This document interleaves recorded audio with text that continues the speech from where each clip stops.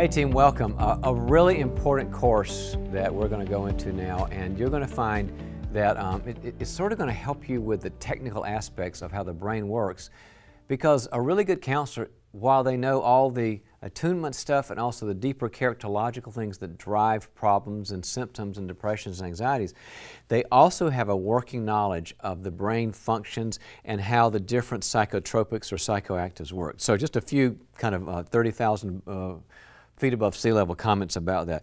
These started being prescribed in the 1950s. We called them the first generation psychoactives, and they were mainly several categories: depression, anxiety, antipsychotics, and mood. That's kind of the big four. And then there became the second generation in the 80s and 90s, when there was a wealth of research. I remember when Henry Cloud and I had a system of psychiatric hospitals back in that decade, and so many great drugs were being researched and found. There was just a wealth of information, and they're called the second generation or atypicals. What is the function of a psychoactive or psychotropic medication? Normal. The function is to reset the brain to normal. Don't let anybody tell you it's about happy pills or la-la land or anything like that. It's not that at all. I mean, you still feel pain, emotional and psychiatric and psychological pain when you have these. You're not numb. But you can function, you can love, you can have deeper relationships, and most importantly, you can use and assimilate the information that's coming from the therapist. So you as the therapist can get inside their heart. Proverbs chapter 20, verse 5, a person's heart are deep waters. They can't even hear you. It's like you never work with an alcoholic when they're drinking. They've got to be no alcohol when they can't be drunk when they come to the session. A drug addict can't be high when they come to the session because they're crazy. They've got wet brain or they got drug brain. Same thing here. Is this clears all that out. It does just the opposite, so that when those medications are there, the brain can hear what you're saying and use it and have the emotional experiences and the mismatching and all those things we teach you. They have a brain that can work. A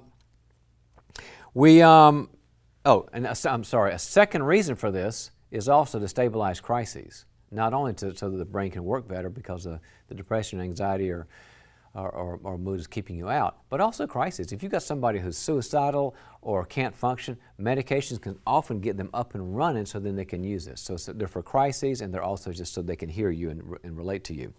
The biomarkers issue. Biomarkers mean like blood tests and indicators and urine indicators. There's not a lot going on right now. There's a little bit, but it's still a work in progress. So the psychiatrist or the primary physician has to determine what are the right medications based on function, energy level, what their family says, how they report, how they're thinking, this sort of thing. So when you talk about the functional levels, you're talking about an interview and asking questions. So we're not at the level that we can just get a real number on these kind of things yet, but I think we will. But here's my position on medication thing with you as a counselor who's getting out there and want to go help. Counseling without medication can often help. A lot of the clients that I've seen just have not been on any medication. They did fine. Medication with counseling seldom helps, because you can have a clear brain but you're still depressed, and it doesn't cure the depression, or it doesn't cure the cause of depression. And so I'm not one of those that thinks, well, all they need is meds. I don't know if I've ever seen just meds helped a depression, anxiety, mood, or a thought disorder. So the combination works, but counseling is always necessary. I'm just saying that to you for you to respect what you're doing and realize what you do is important. Medication alone is very, very rarely helpful. And here's a fact you need to know. The research is drying up. Unfortunately, with Big Pharma, there's less and less research about the new and exciting psychotropics and psychoactive drugs. Basically, Big Pharma has determined that what's out there now that we've had for a while is pretty good, and it's not worth it as they analyze the cost involved. They have to spend hundreds of millions of dollars to research these things. They don't think they're going to get that much return on their investment of people preferring the new medication over what's out there already. So it's like my psychiatric friends are have told me, we kind of keep mixing and matching what's there. So kind of sad. You wish it was more creative. Maybe it'll come back, but this is the reality. The things that were out 15 years ago are kind of the standard ones now. So what are you going to be learning? You're going to be learning about the basic classifications and indications of most of the psychopharmacological medications, appropriate use so you can confer with a psychiatrist. We're going to help you Also know the contraindications. When should a person not have these medications for either psychological or health reasons or adverse side effects. And also what the fundamental of the nervous system, how the nervous system works. That's just fascinating stuff, how the neurons work and what are called pharmacodynamics. And strategies to communicate and collaborate with the professionals, and also to be an advocate for the family of your client as well as your client themselves. You're the one that says, here's what I'm seeing. I don't prescribe, but here's what I'm seeing that. And you have a voice there, and you need to use your voice. And also you need to understand that there's social issues, and there's psychological issues and cultural issues. Some cultures are very ashamed of psychotropics. Some don't even believe in them. So you've got to pay attention to those dynamics. You can do everything you can so that the person is compliant and is using it. They're really good, and they help. And my favorite passage about all this is this in Ezekiel.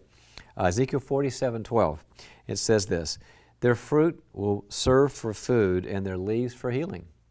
And back in that day, God was taking herbs and leaves with particular properties and healing people through that. Well, we know that now with supplements. So from time immemorial, God has provided through the plant life substances that help people to heal. And that's exactly what the psychotropics do. Back in the day when I used to do a lot of interviews and this, and because psychology was seen as, a bad thing, people used to say that really kind of strange Christians would say, well, nobody needs drugs because that's, sin. You need no more faith.